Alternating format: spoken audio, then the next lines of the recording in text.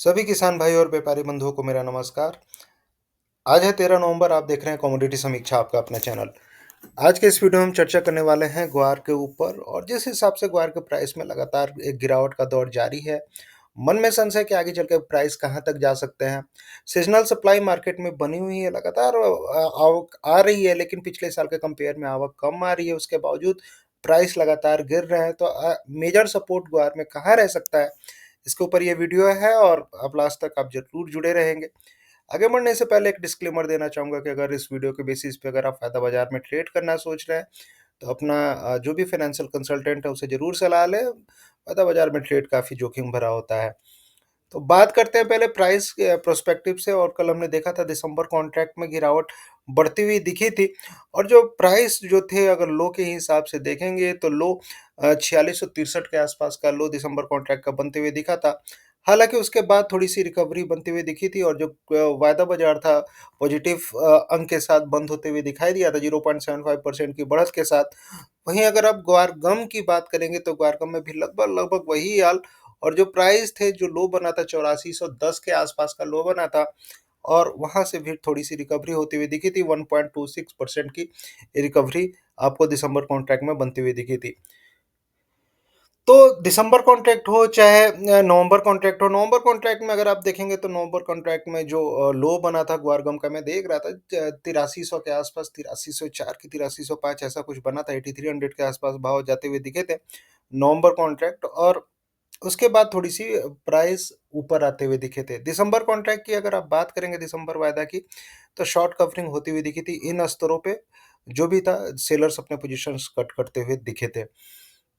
तो देखते हैं, यहाँ से अगर देखा जाए तो शॉर्ट कवरिंग में जनरली होता है क्या, पोजीशंस कट होते हैं और सेलर नहीं, जनरली प्राइस नीचे जाने लगते हैं तो बायर्स अपने पोजीशंस कट करते हैं।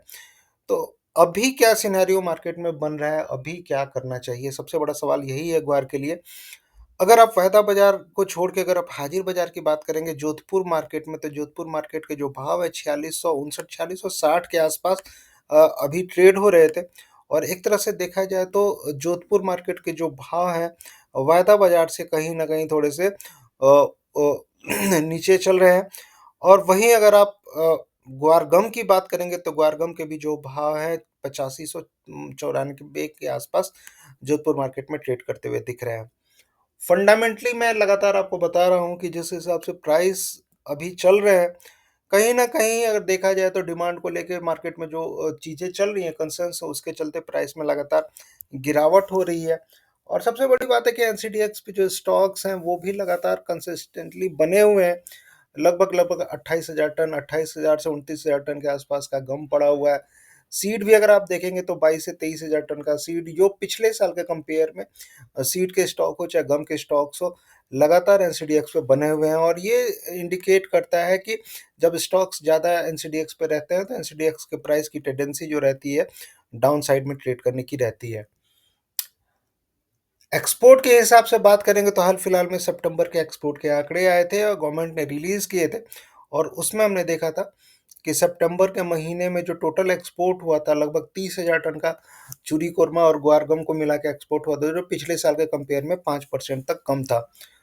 इस एक्सपोर्ट के नंबर के चलते भी प्राइस गिरते हुए दिखे थे। लेकिन सबसे बड़ी बात है कि जो एक्सपोर्ट के नंबर आए थे 30,000 टन नवंबर में, वो एक्सपेक्टेड था। मतलब कहने का मतलब है कि उतना ही था, क्योंकि आपको भी पता है कि अगस्त में टैरिफ इम्पोज हो गया था इंडिया पे, और उसके चलते क्या हुआ था कि एक अनुमान निकल के आ रहा था कि आगे अगस्त के बाद जो भी एक्सपोर्ट होगा, वो एक्सपोर्ट कम हो सकता है। स्पेशली यूएस से खरीदारी कम हुई थी सितंबर में, और उसके चलते हमने गिरावट एक्सपोर्ट के नंबर में बनती हुई देखी थी। जो फ्रेश आंकड़े आ रहे हैं, जो फ्रेश आंकड़ों के अनुसार भी अगर आप देखेंगे तो जब तक टैरिफ वाला मामला सुलझता नहीं है, तब तक एक्सपोर्ट ग्वारगम का कम ही रहेगा। और इसी सब भय के चलते मार्केट जो है वो लगातार डाउन साइड में ट्रेड करते हुए दिख रहा है। लेकिन इस बीच में जो न्यूज़ आ रहे हैं, ट्रंप ने सिग्नल दिया है, हिंट दिया है कि हम इंडिया पे बहुत जल्द ही टैरिफ कम करने वाले हैं। और जब भी ऐसा कुछ होता है तो डेफिनेटली वो गुआर के लिए एक पॉजिटिव सेंटीमेंट बनेगा। ये चीज़ें काफ़ी दिन से चल रही है, काफ़ी दिन से काफ़ी सारे लोग बोल रहे हैं। और ये अगर होता है ऐसा कुछ, तो डेफिनेटली गुआर के लिए एक सपोर्ट का काम कर सकता है। अगर आप सीज़नैलिटी के हिसाब से देखेंगे तो जनरली नवंबर में ग्वार के प्राइस हमेशा डाउन रहते हैं।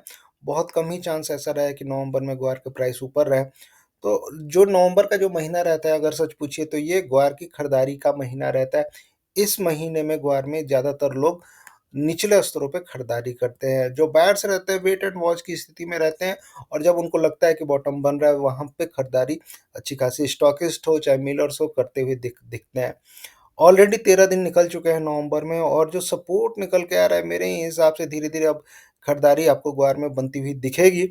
और जो लेवल्स हमने आपको बताए थे पिछली बार, ठीक है, तो 8500 मैं बोल रहा था 8500 टूटा, ठीक है, कोई भी यहाँ पे परम ब्रह्म नहीं है, ऐसा नहीं सोचना है कि हम ही परम ब्रह्म है, ऐसा जो बोल दिया वैसा ही होगा। वैसा तो मैं भी बोलूँ हल्दी में मैंने बताया था यहाँ से घूमा और वहीं से मार्केट घूमा।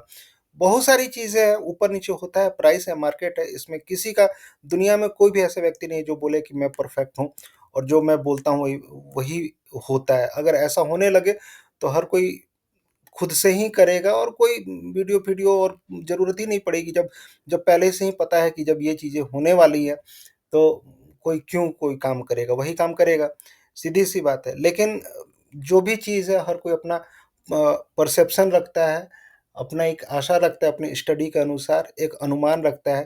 अनुमान ज़रूरी नहीं है कि हर बार सही ही रहे। तो अभी जो परफेक्शन अभी जो अनुमान लग रहा है, अनुमान के हिसाब से मैं आपको बता रहा हूँ मार्केट में जो सेंटिमेंट अभी निकल के आ रहे हैं, ये जो लेवल है अगर देखा जाए टेक्निकल के हिसाब से मैं क्यों बोलता हूँ हर चीज़ को बोलने के पीछे मेरा कारण रहता है।